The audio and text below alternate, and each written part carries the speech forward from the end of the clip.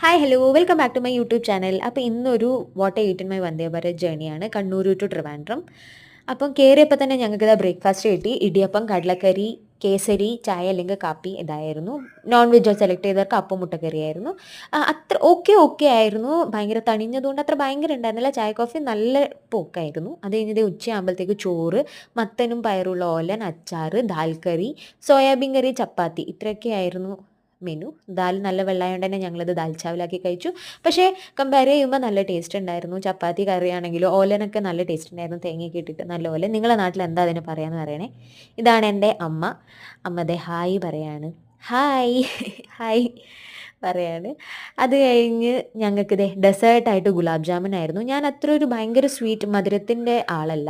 പക്ഷെ എന്നാലും എല്ലാം ടേസ്റ്റ് ചെയ്യും. അപ്പോൾ ദാ ഗുലാബ് ജാമുൻ ഞാൻ ടേസ്റ്റ് ചെയ്യാണ്. ഗുലാബ് ജാമുൻ ഓക്കെ ആയിരുന്നു. നല്ല ടേസ്റ്റ് ഉണ്ടായിരുന്നു. കാരണം അധികം ഭയങ്കര മധുരമോ ഏലക്കായുടെ ചൊവയോ ഒന്നും ഉണ്ടായിരുന്നില്ല.